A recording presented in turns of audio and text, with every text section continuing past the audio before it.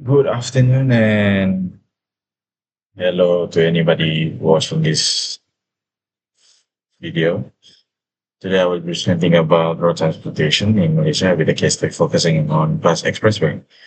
Road transport is the most widely used mode because it is flexible, accessible and able to reach remote areas, isolated areas. This presentation I will explain the characteristics, advantages and disadvantages, road infrastructure, policies, issues, stakeholders, and finally, the Plus Expressway case study. I also share several recommendations for improving Malaysia's road transport system. All right, there's these characteristics.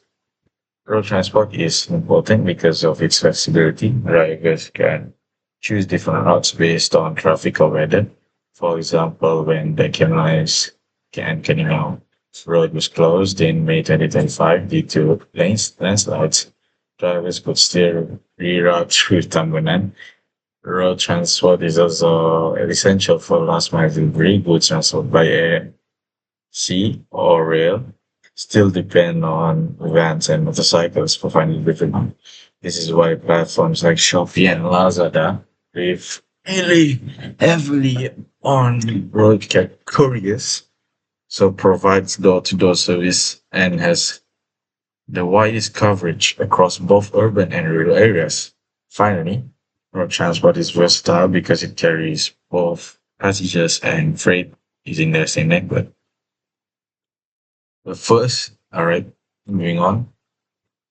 The major advantage of is accessibility. Roads can be built anywhere, almost anywhere, and Malaysia has almost 290,000 km of road networks. Road transport is also cost effective for short distances because it needs less infrastructure than rail or air. It is flexible and not tied to fixed schedules. The advantage is its suitability for small and to medium size shipments. Road transport is used for fast deliveries such as fresh food, medicine, and important documents, making it essential for e-commerce and logistics. On to disadvantages. Road transport also has several disadvantages. The biggest problem is traffic congestion, especially in large cities. Congestion increases travel time and fuel consumption.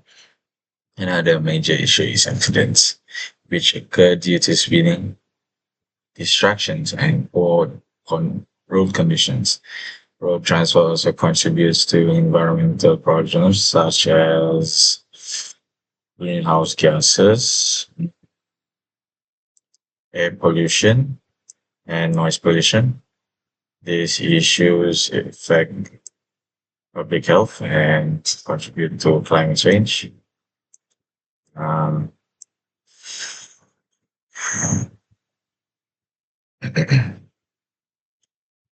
moving on, road road infrastructure and networks.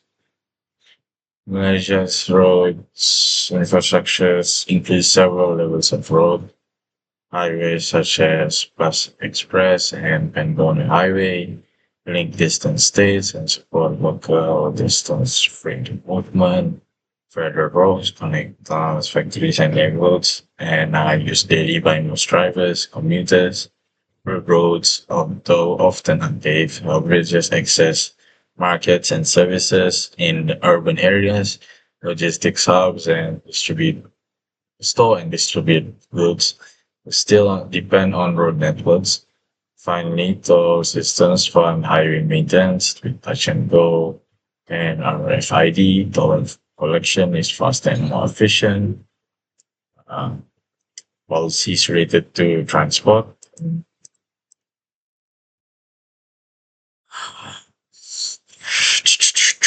The transport policy, which was established 6 years ago, 2019 2030, National Transport Policy focuses on building efficient, sustainable, and safer road systems while reducing carbon emissions.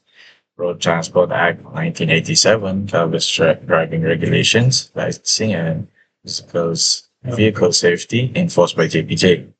There are also highway development policies that guide how highways are designed, expanded, and maintained.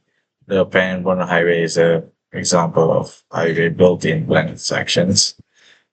Vehicle safety regulation ensures that brake lights, tires, and engines are safe before vehicles are allowed on the road to roadworthiness. Moving on to oh, challenges in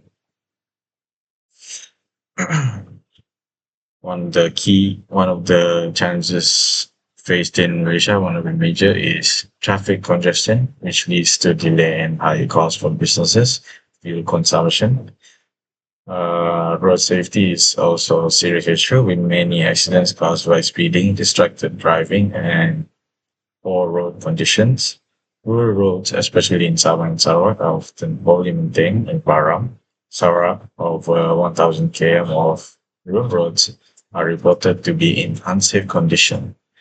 Environmental issues are increasing as road transport is a major source of CO2 emissions. Climate change also contributes to landslides and floods, making travel dangerous. Uh, let's see who uses it, who funds it, and who, well, talks about it. Many stakeholders are involved in road transport. JPJ is responsible for licensing, inspection, and law enforcement. MIROS conducts safety research and studies accident trends, which is what happens and why. And KJR brings together government, industries, and communities to promote road safety. Transport operators such as bus, trucks, and vehicles must follow regulations. Community members report doing damaged roads or hazards like waste, reporting potholes or road closures. Environmental groups advocate for greener transport methods. Um, my case study, which is Plus Expressway, Malaysia, Berhad operates the largest highway network in the country, with around 1,200 km of expressway, including the North-South Expressway, which is NSE. Plus, it's owned by UM Group and Khazanah National, and its stakeholders include the government, road users, maintenance team, and technology suppliers. The expressway network includes toll plazas, bridges, rest areas, and traffic management system. Toll collected through RFID or touch and go help fund maintenance, repairs, and technology upgrades. However, Plus faces challenges such as high maintenance costs, traffic congestion during peak seasons, and the need to balance road pricing with public expectations. Despite these difficulties, Plus contributes significantly to Malaysia's economy by reducing travel time, splitting logistics, and creating employment. The company is also adopting smart systems to enhance safety and traffic monitoring. So my recommendations for transport is to increase the federal roads from multi-lane tolling from single lane tolling to multi-lane tolling, and dedicate truck lanes to reduce congestion and toll plazas. Second would be use sensors and modern technology to detect potholes, landslides, or flood risk early, especially in Sabah. Updated surveys and pedestrians can use TikTok, Instagram, and social media to remind drivers about road safety rules. Uh, Frequent users of highways can be offered loyalty cards or frequent user discount to reduce toll evasion. Uh, for environmental measures, one of the things governments are doing giving subsidies to buy electric vehicle, and they can also plant trees along highways. Conclusion. In conclusion, road transport in Malaysia is crucial for social and economic development. It supports daily travel, business operations, and nationwide logistics. The Plus Expressway case study shows how highways will improve connectivity and efficiency.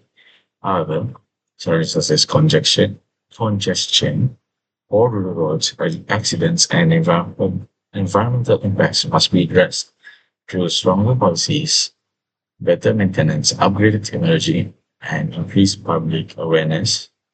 Malaysia can build a safer and more sustainable road transport system for the future. Thank you. These are my credentials.